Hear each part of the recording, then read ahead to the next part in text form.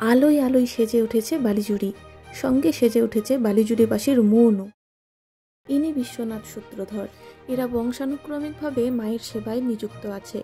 পূর্বে এনার বাবা এবং বর্তমানে ইনি এবং এনার বড় ছেলে সন্তোষ সূত্রধর, এনারাই মায়ের মূর্তির কাজ করে চলেছেন এখনো পর্যন্ত।